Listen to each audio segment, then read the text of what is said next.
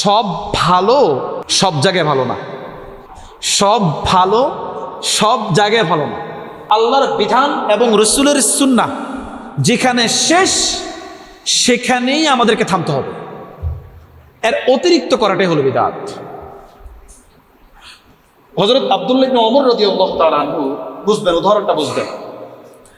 বলে কিছু ব্যক্তিদেরকে নিয়ে বসছেন, একটা মজলিসে বসা আছেন, তো হযরত আব্দুল্লাহ ইবনে ওমরের পাশে আরেকজন ব্যক্তি হাঁচি দিচ্ছে। হাঁচি দেওয়ার পরে আমরা সাধারণত কি বলি? আলহামদুলিল্লাহ বলি। আর এই আলহামদুলিল্লাহর একটা জবাব আছে, জানেননি আপনারা? পাশে যদি কেউ থাকে যে শুনতেছে যে আপনি আলহামদুলিল্লাহ বলছেন, তখন সে কি বলবে জানেন?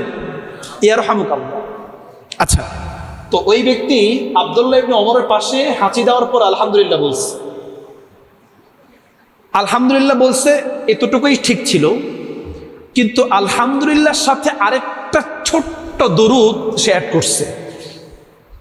বলে আলহামদুলিল্লাহ ওয়াসসালাতু ওয়াসসালামু আলাইকা ইয়া রাসূলুল্লাহ, অথচ রাসূল শিক্ষা দিয়েছে আলহামদুলিল্লাহ। সে অ্যাড করছে ওয়াসসালাতু ওয়াসসালামু আলাইকা ইয়া রাসূলুল্লাহ, এটা কিন্তু একটা দরুদ। আব্দুল্লাহ ইবনে ওমর, আচ্ছা এই দরুদ কি ভালো না খারাপ বলেন তো? মানে একটু জোরে সোরে বলবো, দরুদ কি খারাপ না ভালো? ভালো। কিন্তু আব্দুল্লাহ ইবনে ওমর কি বলে দেখেন, এই তুমি এটা কি করলা যে হাঁচি দেওয়ার পরে আলহামদুলিল্লাহর পরে আবার এটা কি পড়লা? কয় এটা তো দরুদ আমি অ্যাড করছি, এটা সে অন্য কিছু অ্যাড করছি নাকি? আমি তো দরুদই পড়ছি, ভালো কাজই তো করলাম, খারাপ কি করবো? আব্দুল্লাহ ইবনে ওমর বলতেছেন যে না, সব ভালো সব জায়গায় ভালো না, সব ভালো সব জায়গায় ভালো না।